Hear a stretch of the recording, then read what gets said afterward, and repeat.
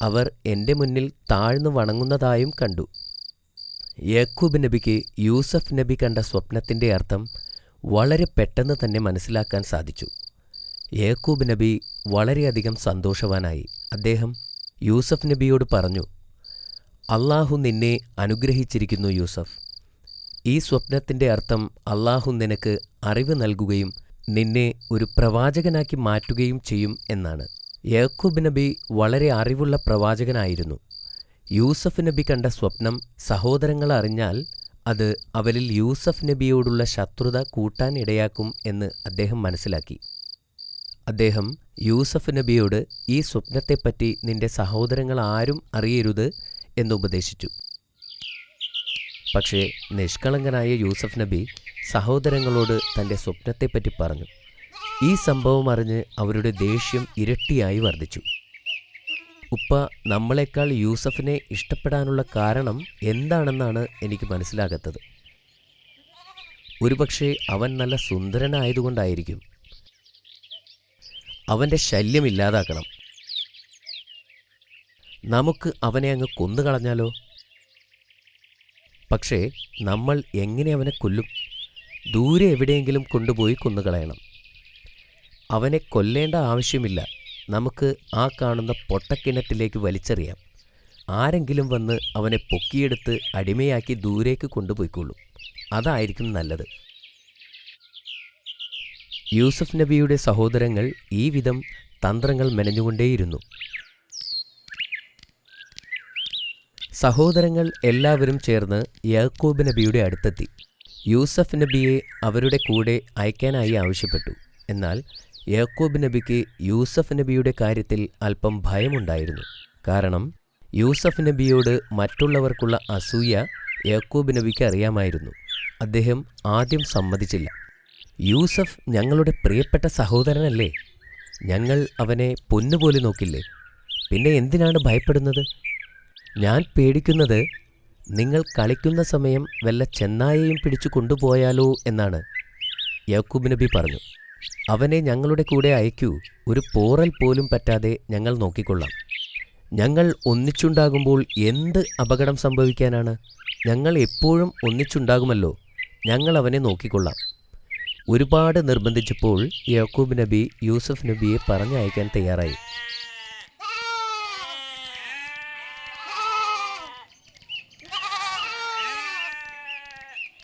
അടുത്ത ദിവസം അവരെല്ലാവരും കൂടി ഒരു കാട്ടിലേക്ക് യാത്രയായി.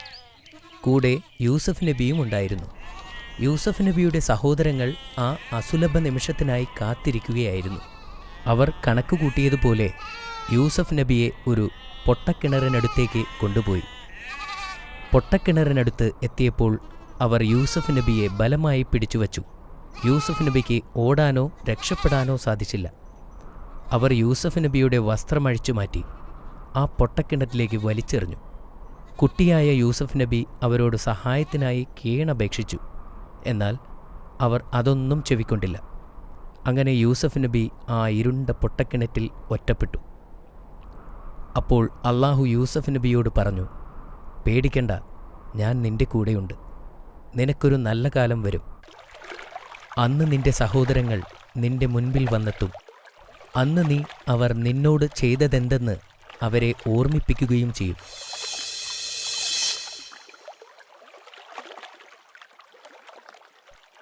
യൂസഫ് നബി കിണറിൻ്റെ അകത്ത് പാറക്കെട്ടുള്ള ഭാഗത്ത് സുരക്ഷിതമായി ഇരുന്നു.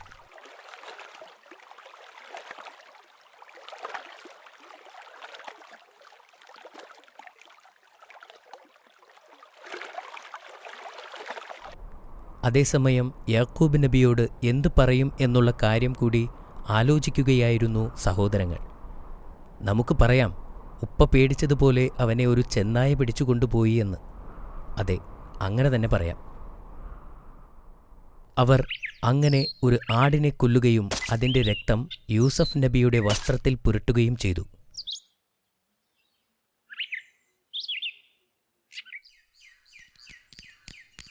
അവർ ഓടി യാക്കൂബ് നബിയുടെ അടുത്തെത്തി. ഉപ്പ, ഞങ്ങൾ യൂസഫിനെ ഞങ്ങളുടെ സാധനങ്ങൾ ഏൽപ്പിച്ച് കളിക്കാൻ പോയതായിരുന്നു. തിരിച്ചെത്തുമ്പോഴേക്കും അവനെ ഒരു ചെന്നായ കടിച്ചുകൊണ്ടുപോയി ഉപ്പ. അവർ ആ രക്തം പുരണ്ട വസ്ത്രം യാക്കൂബ് നബിയെ കാണിച്ചു. പക്ഷേ യാക്കൂബ് നബിക്ക് അവർ പറയുന്നത് കള്ളമാണെന്ന് മനസ്സിലായി. ഒരു ചെന്നായ കടിച്ചു കീറിയ വസ്ത്രം കീറിപ്പറിഞ്ഞ അവസ്ഥയിലായിരിക്കും. എന്നാൽ യൂസഫ് നബിയുടെ വസ്ത്രത്തിൽ രക്തം മുക്കുക മാത്രമാണ് ഉണ്ടായിട്ടുള്ളത്. യാക്കൂബ് നബി പറഞ്ഞു, ഇതാണോ നിങ്ങൾ മെനഞ്ഞുണ്ടാക്കിയ കഥ? ഈ കഥ ഞാൻ വിശ്വസിക്കില്ല. എൻ്റെ മകൻ വരുന്നതുവരെ ഞാൻ കാത്തിരിക്കും. അന്ന് രാത്രി യാക്കൂബ് നബിക്ക് ഉറങ്ങാൻ സാധിച്ചില്ല. അതേപോലെ യൂസഫ് നബിക്കും വളരെ ഭയാനകമായ അനുഭവമാണ് ഉണ്ടായത്. പിതാവിനും മകനും ഒരുപോലെ അസ്വസ്ഥത അനുഭവിച്ച രാത്രിയായിരുന്നു അന്ന്. അടുത്ത ദിവസം ഈജിപ്തിലേക്ക് യാത്ര പോകുകയായിരുന്ന ഒരു കച്ചവട സംഘം ആ കിണറിനടുത്ത് എത്താനിടയായി. അവർ കൂട്ടത്തിൽ ഒരാളെ കിണറിനടുത്തേക്ക് വെള്ളമെടുക്കാൻ പറഞ്ഞയച്ചു. കിണറിലേക്ക് വീണ പാത്രം കണ്ടപ്പോൾ യൂസഫ് നബിക്ക് സന്തോഷമായി. അദ്ദേഹം ആ കയറിൽ മുറുകെ പിടിച്ചു. എന്നാൽ വെള്ളമെടുക്കാൻ വന്ന ആൾക്ക് അത് പൊക്കിയെടുക്കാൻ സാധിച്ചില്ല. എന്തോ നിധി തടഞ്ഞിട്ടുണ്ട് എന്ന് അത്ഭുതപ്പെട്ട് തൻ്റെ കൂടെയുള്ളവരെ എല്ലാം സഹായത്തിന് വിളിച്ചു.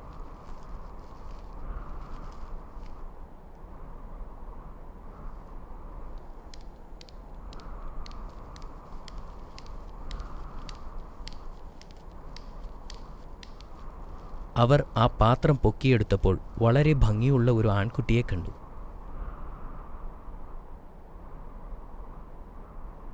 അവർ ഉടനെ ആലോചിച്ചു, ഈ സുമുഖനായ ബാലനെ ചന്തയിൽ കൊണ്ടുപോയി അടിമയാക്കി വിൽക്കാം. അങ്ങനെ അവർ യൂസഫ് നബിയെയും കൊണ്ട് ഈജിപ്തിലേക്ക് യാത്രയായി. കച്ചവടക്കാർ മാർക്കറ്റിൽ പോയി പ്രവാചകനെ ലേലത്തിന് വച്ചു. ഈ സുന്ദരനായ യുവാവിനെ ആര് വാങ്ങും? അവർ ഉച്ചത്തിൽ വിളിച്ചു ചോദിച്ചു. സുന്ദരനായ അസാധാരണ ബാലനെ കാണാൻ 100 കണക്കിന് ആളുകൾ തടിച്ചുകൂടി.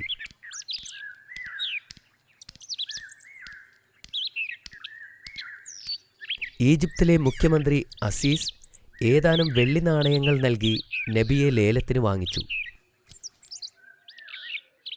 കൊട്ടാരത്തിലെത്തിയ ശേഷം നബിയുടെ ചങ്ങലകൾ നീക്കം ചെയ്യാൻ മുഖ്യമന്ത്രി ഭടന്മാരോട് ഉത്തരവിട്ടു. വിശ്വസ്തനായിരിക്കണമെന്നും ഒരിക്കലും നിന്നെ ദ്രോഹിക്കുകയില്ലെന്നും മുഖ്യമന്ത്രി നബിയോട് പറഞ്ഞു. അസീസ് തൻ്റെ ഭാര്യയോട് പറഞ്ഞു, ഇയാളെ ഇവിടെ താമസിപ്പിക്കുക. ഇയാളൊരു ബുദ്ധിയുള്ള യുവാവാണ്.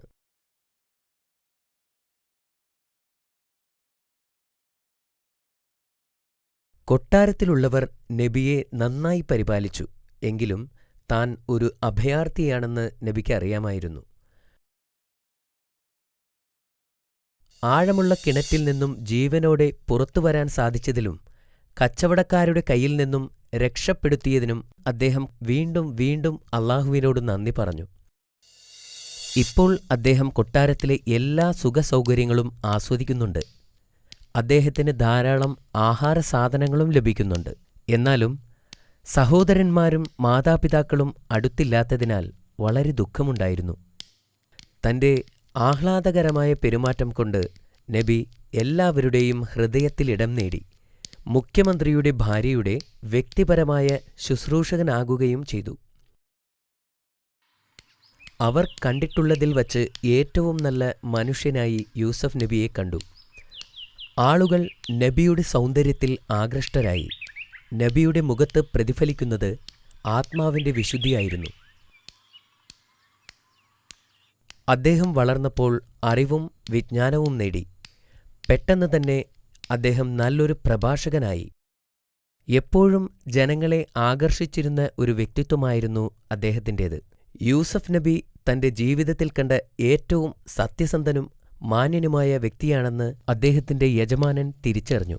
കുറച്ചുനാൾ കഴിഞ്ഞ് അദ്ദേഹം ഭവനഭരണത്തിൻ്റെ മേലധികാരിയായി. മുഖ്യമന്ത്രിക്ക് തൻ്റെ മകനെപ്പോലെയായിരുന്നു അദ്ദേഹം. മുഖ്യമന്ത്രിയുടെ ഭാര്യ സുലൈഖയ്ക്ക് യൂസഫിനോട് ആരാധന തോന്നി. അവർ സംസാരിച്ചുകൊണ്ടിരിക്കുമ്പോൾ പോലും അദ്ദേഹത്തെ ശ്രദ്ധിച്ചുകൊണ്ടിരുന്നു. അപ്പോൾ അവൾക്ക് പ്രവാചകനോടുള്ള അഭിനിവേശം വർദ്ധിച്ചു. പ്രവാചകനോടുള്ള ഭ്രാന്തമായ സ്നേഹത്താൽ അവൾക്ക് ഉറക്കമില്ലാത്ത രാത്രികളായി. സുലൈഖയ്ക്ക് തന്റെ ആഗ്രഹങ്ങളെ പിടിച്ചു നിർത്താൻ കഴിഞ്ഞില്ല. ഒരിക്കൽ പ്രവാചകൻ കിടപ്പറയിൽ ഒറ്റയ്ക്കായിരുന്നപ്പോൾ അവൾ നബിയെ ചുംബിക്കാൻ ശ്രമിച്ചു. യൂസഫ് നബി അള്ളാഹുവിന് കീഴ്പ്പെട്ടവനായിരുന്നു. അദ്ദേഹം അവളെ വിട്ടുപോയി.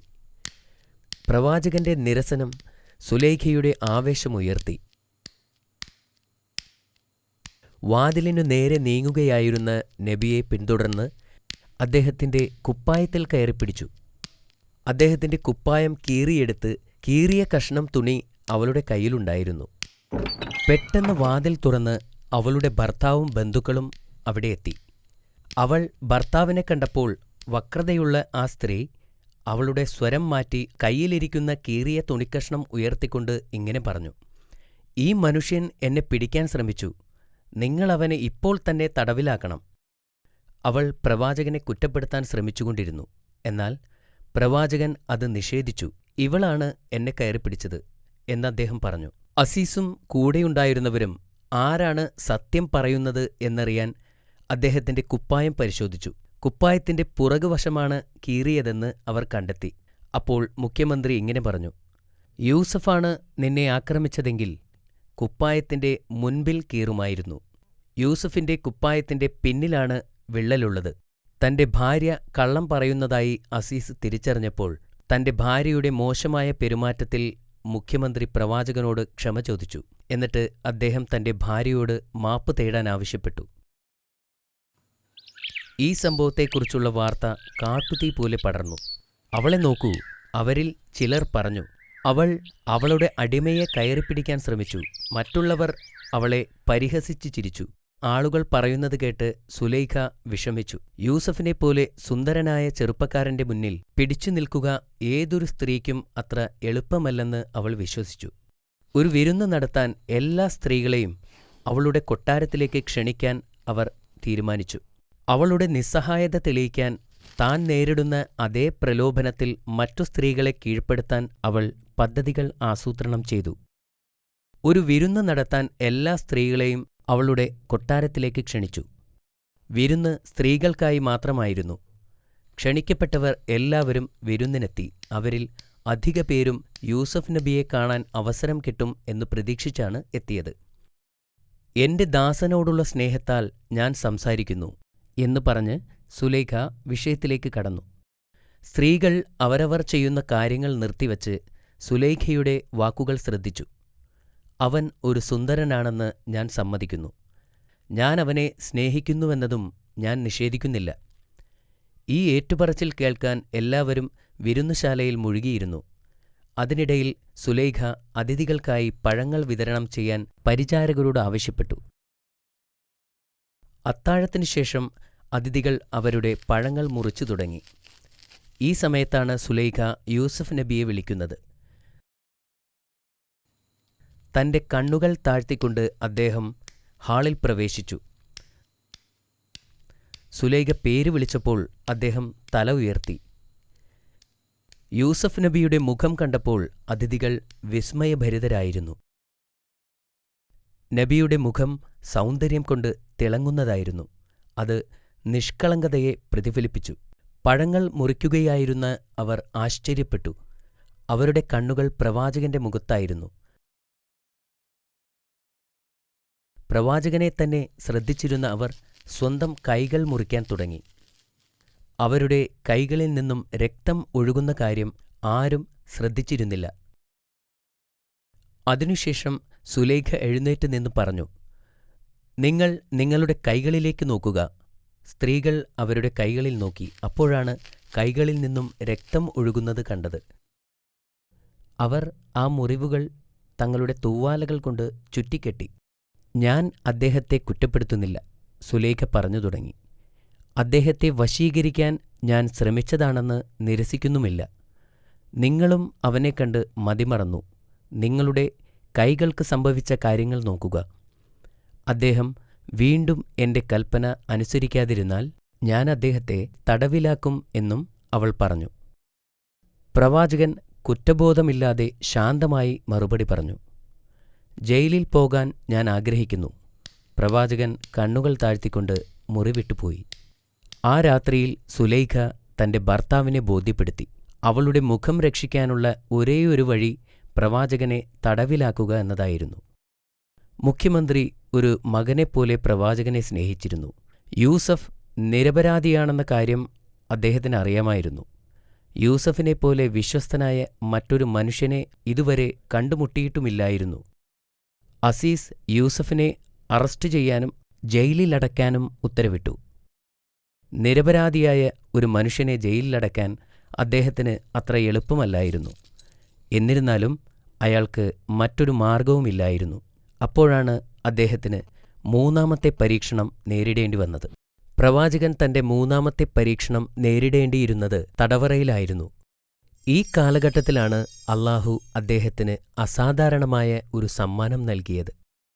സ്വപ്നത്തെ വ്യാഖ്യാനിക്കാനുള്ള കഴിവായിരുന്നു അത്. നല്ല അറിവും കരുണാസമ്പന്നനുമായ ഒരു യുവാവാണ് യൂസഫ് എന്ന് ജയിലിലെ ആളുകൾക്ക് അറിയാമായിരുന്നു. അവർ അദ്ദേഹത്തെ സ്നേഹിക്കുകയും ബഹുമാനിക്കുകയും ചെയ്തു. അതേസമയം മറ്റു രണ്ടുപേർ ജയിലിലെത്തിച്ചേർന്നു. ഒരുവൻ രാജാവിന്റെ പാനപാത്രവാഹകനും മറ്റൊരാൾ അദ്ദേഹത്തിന്റെ പാചകക്കാരനുമായിരുന്നു. ആ രാത്രിയിൽ പുതുതായി വന്ന ആ രണ്ടു തടവുകാർ വിചിത്രമായ ഒരു സ്വപ്നം കണ്ടു. അവർ ഉണർന്നപ്പോൾ സ്വപ്നത്തിന്റെ അർത്ഥം മനസ്സിലാക്കാൻ കഴിയാതെ അവർ ആശയക്കുഴപ്പത്തിലായി. അടുത്ത ദിവസം അവർ പ്രവാചകനെ കണ്ടപ്പോൾ യൂസഫ് ഒരു സാധാരണ കുറ്റവാളിയല്ലെന്ന് അവർ തിരിച്ചറിഞ്ഞു. അവർ അദ്ദേഹത്തിന്റെ അടുത്തു ചെന്ന് അവരുടെ സ്വപ്നത്തെപ്പറ്റി പറഞ്ഞു. ഞാൻ വളരെ വിചിത്രമായ ഒരു സ്വപ്നം കണ്ടു.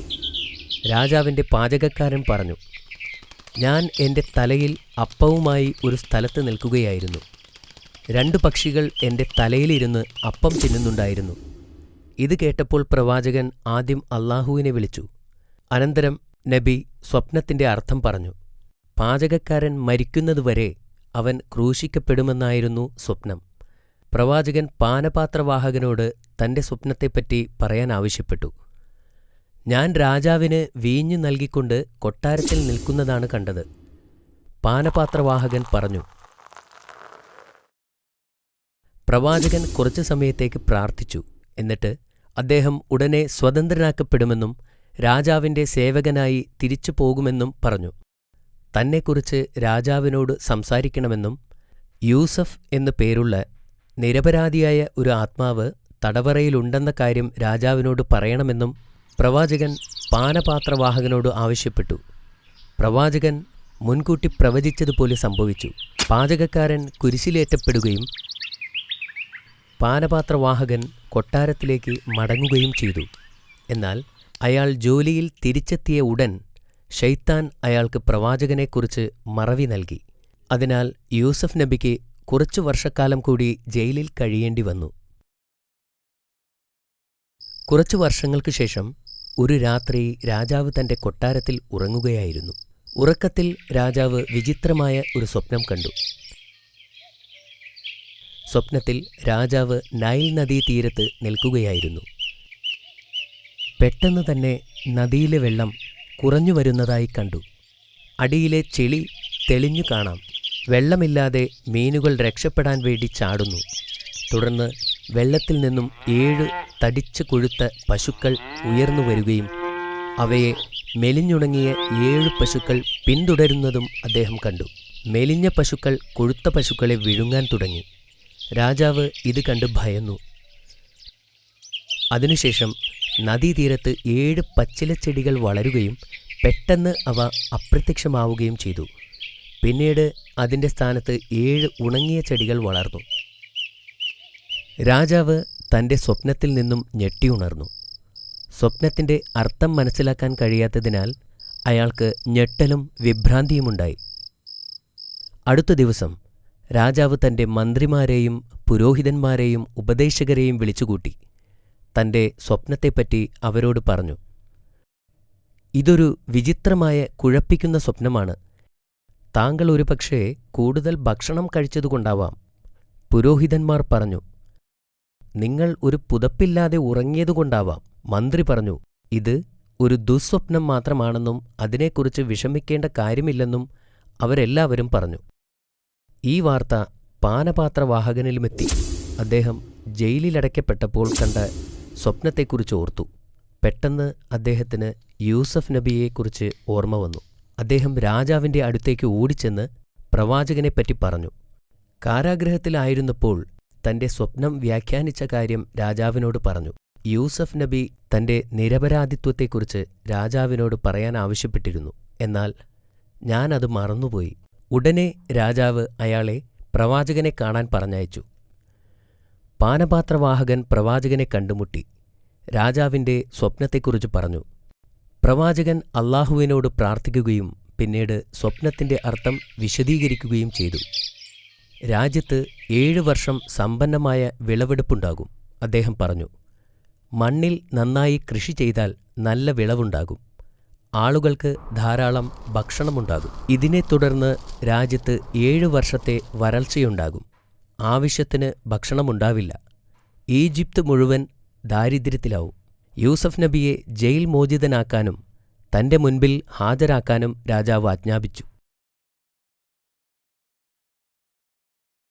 രാജാവിൻ്റെ ദൂതന്മാർ ജയിലിലെത്തി പ്രവാചകനെ മോചിപ്പിച്ചു. എന്നാൽ ജയിലിൽ നിന്നിറങ്ങാൻ പ്രവാചകൻ തയ്യാറായില്ല.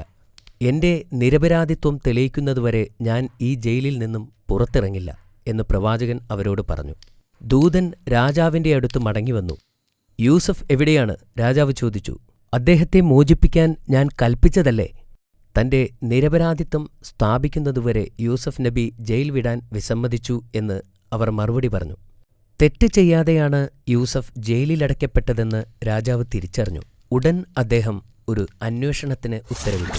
മുഖ്യമന്ത്രിയുടെ ഭാര്യ സുലൈഖയെ കോടതിയിൽ ഹാജരാക്കി. അന്നത്തെ ആർഭാട വിരുന്നിൽ പങ്കെടുത്ത മറ്റു മന്ത്രിമാരുടെ ഭാര്യമാരെയും. എന്താണ് യൂസഫിന്റെ കഥ? രാജാവ് ചോദിച്ചു. മുഖ്യമന്ത്രിയുടെ ഭാര്യയെ അദ്ദേഹം അപമാനിക്കാൻ ശ്രമിച്ചു എന്നത് സത്യമാണോ? അദ്ദേഹം ഒന്നും ചെയ്തിട്ടില്ല, ഒരു സ്ത്രീ പറഞ്ഞു. അദ്ദേഹം അവളെ ഉപദ്രവിച്ചിട്ടില്ല എന്ന് മറ്റൊരാൾ പറഞ്ഞു. അദ്ദേഹം മലക്കുകളെപ്പോലെ നിഷ്കളങ്കനാണ് എന്ന് മറ്റൊരു സ്ത്രീ പറഞ്ഞു. അപ്പോൾ എല്ലാവരുടെയും ശ്രദ്ധ സുലൈഖയിലേക്ക് തിരിഞ്ഞു. അവളുടെ മുഖത്ത് അപ്പോൾ ചുളിവുകൾ വീണിരുന്നു. ഞാൻ അവനെ പ്രലോഭിപ്പിച്ചു, എന്നാൽ അവൻ വിസമ്മതിച്ചു. അവൾ ധൈര്യത്തോടെ സമ്മതിച്ചു. പ്രവാചകൻ നിരപരാധിയാണെന്ന് രാജാവിന് മനസ്സിലായി. പിന്നെ അവൻ പ്രവാചകനോട് കൊട്ടാരത്തിലേക്ക് വരുവാനായി കൽപ്പിച്ചു. പ്രവാചകൻ കൊട്ടാരത്തിലെത്തിയപ്പോൾ സുന്ദരനായ ആ ചെറുപ്പക്കാരനെ കണ്ട് രാജാവ് അമ്പരന്നു. കുറച്ചു സമയത്തേക്ക് പ്രവാചകന്റെ അറിവുകളെ പരീക്ഷിച്ചുകൊണ്ട് രാജാവ് അദ്ദേഹത്തോട് സംസാരിച്ചു. പ്രവാചകന്റെ മറുപടികൾ രാജാവിനെ അത്ഭുതപ്പെടുത്തുകയും യൂസഫ് നബി വളരെ ബുദ്ധിമാനാണെന്ന് രാജാവിന് ബോധ്യപ്പെടുകയും ചെയ്തു.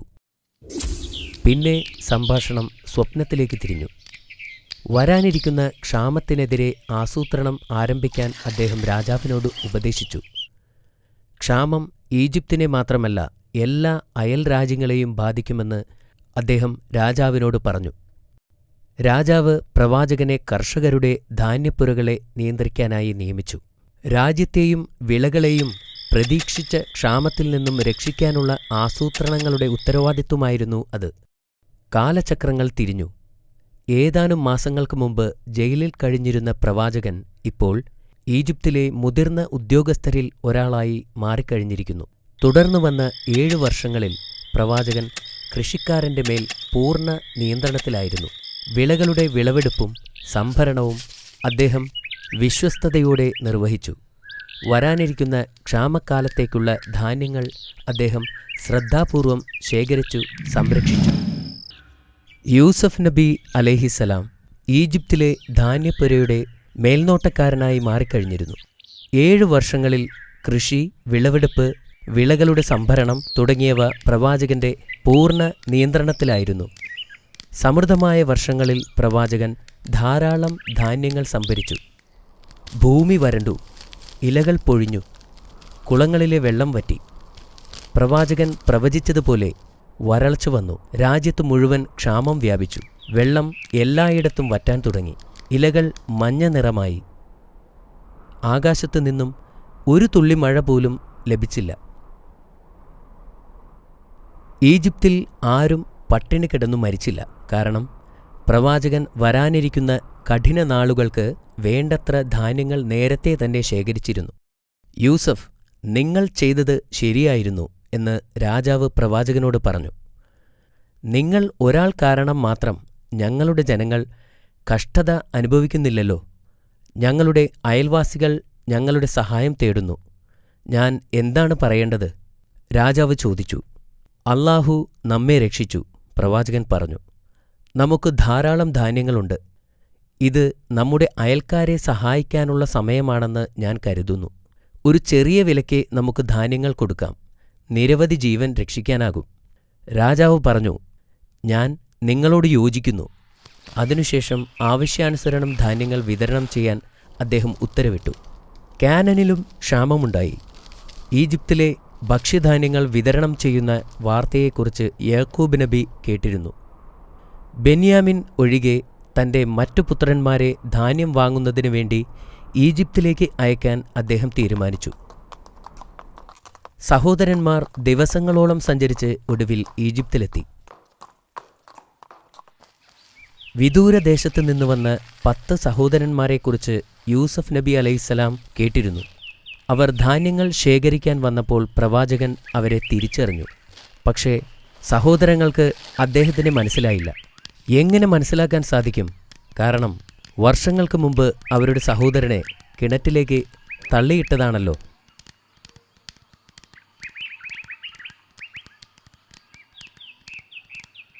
പ്രവാചകൻ അവരെ കണ്ടുമുട്ടി. അദ്ദേഹം അവരെ സ്നേഹത്തോടെ സ്വാഗതം ചെയ്തു. ധാന്യങ്ങൾ നൽകിയതിനു ശേഷം അവർ എവിടെ നിന്നു വരുന്നു എന്ന് ചോദിച്ചു. ഞങ്ങൾ 11 സഹോദരങ്ങൾ മഹാനായ ഒരു പ്രവാചകന്റെ മക്കളാണ്. ഞങ്ങൾ കാനനിൽ നിന്ന് വന്നവരാണ്, അവർ മറുപടി നൽകി. ഞാൻ ഇവിടെ 10 പേരെ മാത്രമേ എണ്ണിയിട്ടുള്ളൂ എന്ന് പ്രവാചകൻ അവരോട് പറഞ്ഞു. പിതാവിൻ്റെ ആവശ്യപ്രകാരം ഒരു സഹോദരനെ വീട്ടിൽ നിർത്തിയിരിക്കുകയാണ് എന്നവർ പറഞ്ഞു. ഇത് കേട്ടപ്പോൾ പ്രവാചകന്റെ കണ്ണുകൾ നിറഞ്ഞു. അദ്ദേഹം തൻ്റെ ബാപ്പയെയും തൻ്റെ ചെറിയ സഹോദരനെയും കാണാൻ ആഗ്രഹിച്ചു. നിങ്ങൾ സത്യസന്ധരാണോ എന്ന് അദ്ദേഹം ചോദിച്ചു. സഹോദരങ്ങൾക്ക് ആശയക്കുഴപ്പമുണ്ടായി. ഞങ്ങൾ എന്തിന് താങ്കളോട് കള്ളം പറയണം? അവർ അദ്ദേഹത്തോട് ചോദിച്ചു. നിങ്ങൾ പറയുന്നത് സത്യമാണെങ്കിൽ നിങ്ങളുടെ ഇളയ സഹോദരനെ എൻ്റെ മുൻപിൽ കൊണ്ടുവരിക. അങ്ങനെയെങ്കിൽ നിങ്ങൾക്ക് ഞാൻ ഇരട്ടി ധാന്യങ്ങൾ തരാം. അല്ലെങ്കിൽ ഇനി ഒരിക്കലും ഈജിപ്തിലേക്ക് പ്രവേശിക്കരുത്. അദ്ദേഹം മുന്നറിയിപ്പ് നൽകി. പ്രവാചകൻ തൻ്റെ ജോലിക്കാരനോട് ഒരു ചെറിയ പണക്കിഴി കൊടുത്ത് അത് അവരുടെ ഒരു ചാക്കിനകത്ത് രഹസ്യമായി വയ്ക്കുവാൻ പറഞ്ഞു. ദിവസങ്ങൾക്കു ശേഷം അവർ കാനനിലെത്തി. തങ്ങളുടെ പിതാവിനെ വന്ദിച്ചുകൊണ്ട് പറഞ്ഞു, ബെന്യാമിൻ ഞങ്ങളോടൊപ്പം വരാതിരുന്നതുകൊണ്ട് ഞങ്ങൾക്ക് ചില വസ്തുക്കൾ നിഷേധിച്ചു. ബെന്യാമിനെ ഞങ്ങളോടൊപ്പം വരാൻ അനുവദിക്കുകയാണെങ്കിൽ കൂടുതൽ ധാന്യങ്ങൾ നൽകാൻ തയ്യാറാണെന്ന് മേലധികാരി ഞങ്ങളോട് വാഗ്ദാനം ചെയ്തിരിക്കുന്നു. ഞങ്ങളുടെ കൂടെ അവനെ പറഞ്ഞയക്കുക. എന്നാൽ പ്രായം ചെന്ന പ്രവാചകൻ ദുഃഖത്തോടെ പറഞ്ഞു, ബെന്യാമിനെ നിങ്ങളോടൊപ്പം വിടാൻ അനുവദിക്കില്ല. ഞാൻ നിങ്ങളെ എങ്ങനെ വിശ്വസിക്കും? യൂസഫിനോട് ചെയ്തത് എന്താണെന്ന് നിങ്ങൾക്കറിയാമല്ലോ. പിന്നീട് ധാന്യം നിറച്ച ചാക്കുകൾ തുറന്നപ്പോൾ പണക്കിഴി കണ്ട് അവർ അത്ഭുതപ്പെട്ടു. പിതാവേ, ആ മഹാനായ ഉദ്യോഗസ്ഥൻ നമ്മുടെ പണം മടക്കി നൽകിയിരിക്കുന്നു. നമ്മുടെ സഹോദരനെ അവർ ദ്രോഹിക്കില്ല എന്നതിൻ്റെ തെളിവാണിത്. എന്നാൽ പ്രവാചകൻ വീണ്ടും നിരസിച്ചു. കുറച്ചു മാസങ്ങൾക്ക് ശേഷം അവരുടെ ധാന്യങ്ങൾ തീർന്നു തുടങ്ങി. യാക്കൂബ് നബി തൻ്റെ മക്കളോട് വീണ്ടും ഈജിപ്തിലേക്ക് പോകാൻ ആവശ്യപ്പെട്ടു. ബെന്യാമിൻ ഇല്ലാതെ ഞങ്ങൾക്ക് അവിടെ പോകാൻ കഴിയില്ല എന്ന് ഒരു സഹോദരൻ പറഞ്ഞു. ഈജിപ്തിലെ ഉദ്യോഗസ്ഥൻ നൽകിയ മുന്നറിയിപ്പ് അവർ അദ്ദേഹത്തെ ഓർമ്മിപ്പിച്ചു. പ്രവാചകൻ അവസാനം സമ്മതിച്ചു. പക്ഷേ അവർ ബെന്യാമിനെ സുരക്ഷിതമായി തിരികെ കൊണ്ടുവരാമെന്ന് പ്രതിജ്ഞ ചെയ്തതിനു ശേഷം മാത്രമായിരുന്നു അത്. നിങ്ങൾ വാഗ്ദാനം ചെയ്തിട്ടുള്ളതിന് അല്ലാഹു സാക്ഷിയാണ്. അവർ പോകുന്നതിനു മുമ്പ് അദ്ദേഹം അവരെ ഓർമ്മിപ്പിച്ചു. പ്രവാചകൻ അവരെ അനുഗ്രഹിക്കുകയും അവരുടെ സംരക്ഷണത്തിനായി പ്രാർത്ഥിക്കുകയും ചെയ്തു. അവർ ദിവസങ്ങളോളം മരുഭൂമിയിലൂടെ സഞ്ചരിച്ചു. സഹോദരന്മാർ ബെന്യാമിനെ നന്നായി പരിപാലിച്ചു. അവർ ഈജിപ്തിലെത്തിയപ്പോൾ യൂസഫ് നബി അവരെ സ്നേഹത്തോടെ സ്വീകരിച്ചു. അദ്ദേഹം അവർക്ക് ഒരു വിരുന്നൊരുക്കി. അദ്ദേഹം അവർക്ക് ജോഡികളായി കസേരയിട്ടു. തൻ്റെ പ്രിയപ്പെട്ട സഹോദരനായ ബെന്യാമിൻ്റെ അടുത്ത് അദ്ദേഹം ഇരുന്നു. ബെന്യാമിൻ കരയുന്നത് അദ്ദേഹം കണ്ടു. നീ എന്തിനാണ് കരയുന്നത്? അദ്ദേഹം തൻ്റെ ഇളയ സഹോദരനോട് ചോദിച്ചു. എൻ്റെ സഹോദരൻ യൂസഫ് ഇവിടെ ഉണ്ടായിരുന്നെങ്കിൽ ഞാൻ അദ്ദേഹത്തിൻ്റെ അടുത്തു തന്നെ ഇരിക്കുമായിരുന്നു എന്ന് ബെന്യാമിൻ പറഞ്ഞു. ആ രാത്രി പ്രവാചകനും ബെന്യാമിനും ഒറ്റയ്ക്കായിരുന്നു. ആ സമയത്ത് പ്രവാചകൻ തൻ്റെ സഹോദരനോട് ചോദിച്ചു, നിനക്ക് എന്നെ നിന്റെ സഹോദരനെപ്പോലെ കാണാൻ കഴിയുമോ? ബെന്യാമിൻ ബഹുമാനപൂർവ്വം മറുപടി പറഞ്ഞു, ഒരിക്കലും തൻ്റെ സഹോദരൻ്റെ സ്ഥാനത്ത് കാണാൻ കഴിയില്ല. ഇത് കേട്ട് പ്രവാചകൻ തകർന്നുപോയി. ബെന്യാമിൻ, ഞാൻ നിങ്ങളുടെ നഷ്ടപ്പെട്ട സഹോദരനാണ്. വർഷങ്ങൾ കഴിഞ്ഞ് വിധി നമ്മെ ഒന്നിപ്പിച്ചിരിക്കുകയാണ്. ബെന്യാമിന് ഇത് കേട്ടപ്പോൾ ഭയങ്കര സന്തോഷമായി. ഞാൻ പറയുന്നത് ശ്രദ്ധിക്കുക, സമയമാകുന്നതുവരെ ഇത് രഹസ്യമായി സൂക്ഷിക്കണം, പ്രവാചകൻ പറഞ്ഞു. ബെന്യാമിൻ സമ്മതിച്ചു. അവൻ പ്രവാചകനെ കെട്ടിപ്പിടിച്ചു. സന്തോഷം കൊണ്ട് കണ്ണു നിറയുകയും ചെയ്തു. അടുത്ത ദിവസം സഹോദരന്മാർ ധാന്യച്ചാക്കുകൾ കയറ്റിക്കൊണ്ടിരിക്കുന്ന സമയത്ത് യൂസഫ് നബി തൻ്റെ ജോലിക്കാരനോട് ബെന്യാമിൻ്റെ ചാക്കിനകത്ത് സ്വർണത്തിൻ്റെ അളവ് പാത്രം രഹസ്യമായി വയ്ക്കാൻ ആവശ്യപ്പെട്ടു. സഹോദരന്മാർ പുറത്തേക്ക് പോകാനൊരുങ്ങിയപ്പോൾ പടയാളികൾ ഓടിവന്നു. സഹോദരന്മാരെ, അവിടെ നിൽക്കൂ, നിങ്ങൾ മോഷ്ടാക്കളാണ്, പടയാളികൾ ആക്രോശിച്ചു. ചുറ്റുമുള്ള ജനങ്ങൾ ഇത് കേട്ടു. അവർ സഹോദരന്മാർക്ക് ചുറ്റും കൂടി. ആശയക്കുഴപ്പത്തിലായ സഹോദരന്മാർ ചോദിച്ചു, എന്താണ് നിങ്ങൾക്ക് നഷ്ടപ്പെട്ടത്? രാജാവിൻ്റെ സ്വർണ്ണക്കപ്പ് എന്ന് സൈനികൻ പറഞ്ഞു. ഞങ്ങൾ ഇവിടെ മോഷ്ടിക്കാൻ വന്നതല്ല എന്ന് മറ്റൊരു സഹോദരൻ പറഞ്ഞു. സഹോദരങ്ങളെ ചോദ്യം ചെയ്യാൻ പ്രവാചകൻ ഒരു സൈനികനോട് നിർദ്ദേശിച്ചു. മോഷണത്തിന് എന്ത് ശിക്ഷയാണ് നിങ്ങൾ നൽകുന്നത്? ഞങ്ങളുടെ നിയമമനുസരിച്ച് മോഷ്ടിച്ച ആൾ വസ്തുവകകളുടെ ഉടമയ്ക്ക് അടിമയായി തീരും, ഒരു സഹോദരൻ പറഞ്ഞു. ഈജിപ്തിലെ നിയമത്തിനു പകരം ഞങ്ങൾ നിങ്ങളുടെ നിയമം നടപ്പാക്കാൻ പോകുന്നു, ഒരു സൈനികൻ പറഞ്ഞു. അവർ അവരുടെ ചാക്കുകൾ ഓരോന്നായി തിരയാൻ തുടങ്ങി. ബെന്യാമിൻ്റെ ചാക്കെത്തിയപ്പോൾ അവർ അതിൽ നിന്നും സ്വർണ്ണക്കപ്പ് പുറത്തെടുത്തു. സഹോദരങ്ങൾ ഞെട്ടി. അവർ പിതാവിനെക്കുറിച്ചും പിതാവിന് നൽകിയ പ്രതിജ്ഞയെക്കുറിച്ചും ഓർത്തു. അവർ ദയയ്ക്കുവേണ്ടി പ്രവാചകനോട് യാചിക്കാൻ തുടങ്ങി. അവന് പകരം ഞങ്ങളിൽ ഒരാളിനെ കൊണ്ടുപോവുക, അവർ അപേക്ഷിച്ചു. പ്രവാചകൻ ശാന്തമായി മറുപടി പറഞ്ഞു, രാജകീയ പാത്രം മോഷ്ടിച്ചതറിഞ്ഞിട്ട് എനിക്കെങ്ങനെ അവനെ വെറുതെ വിടാൻ കഴിയും? അത് പാപമാണ്. സഹോദരന്മാരിൽ മൂത്തവനായ ജൂദ ദുഃഖത്തോടുകൂടി പറഞ്ഞു, ബെന്യാമിനെ തിരികെ കൊണ്ടുവരുമെന്ന് പിതാവിന് ഞങ്ങൾ വാഗ്ദാനം ചെയ്തിട്ടുണ്ട്. എന്റെ പിതാവ് എന്നെ അനുവദിക്കുന്നതുവരെ, അല്ലെങ്കിൽ ബെന്യാമിനെ സ്വതന്ത്രനാക്കുന്നതുവരെ ഞാൻ ഇവിടം വിട്ടു പോവുകയില്ല.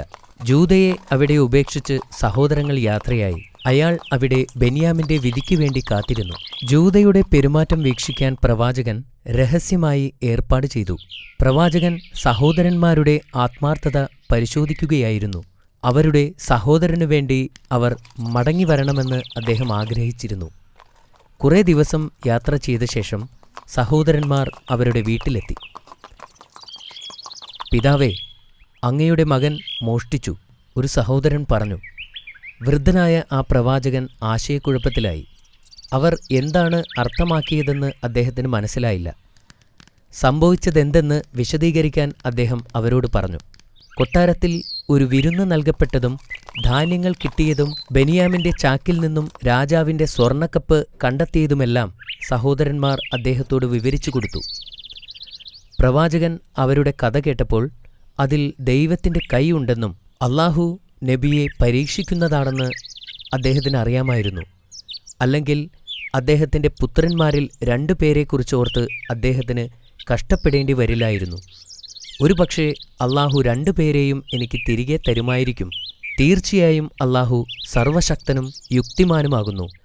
പ്രാർത്ഥനയിൽ ആശ്വാസം കണ്ടെത്തിയ അദ്ദേഹം വിശ്വാസവും സഹിഷ്ണുതയും ബലപ്പെടുത്തി. പ്രവാചകൻ തന്റെ മകൻ യൂസഫിന്റെ നഷ്ടം മൂലം വർഷങ്ങളോളം കരഞ്ഞു. ഇപ്പോൾ അദ്ദേഹം ബെന്യാമിനു വേണ്ടിയും കരയുന്നു. അനേക വർഷങ്ങൾ വിലപിച്ച ശേഷം പ്രവാചകന് ഇപ്പോൾ കാഴ്ച നഷ്ടപ്പെട്ടു. പിതാവേ, എന്തിനാണ് താങ്കൾ എപ്പോഴും ഇങ്ങനെ വിഷമിക്കുന്നത്? പുത്രന്മാർ അദ്ദേഹത്തോട് ചോദിച്ചു. എന്റെ ദുഃഖവും വിഷമവും ഞാൻ അല്ലാഹുവിനോട് വിശദീകരിക്കുന്നു. നിങ്ങൾക്ക് അറിയാത്തത് ഞാൻ അല്ലാഹുവിങ്കൽ നിന്ന് അറിയുന്നുണ്ട്, പ്രവാചകൻ പറഞ്ഞു. അദ്ദേഹം വീണ്ടും തന്റെ പുത്രന്മാരോട് ഈജിപ്തിലേക്ക് പോകാൻ ആവശ്യപ്പെട്ടു. അദ്ദേഹത്തിന് പ്രതീക്ഷ നഷ്ടപ്പെട്ടിട്ടില്ലായിരുന്നു.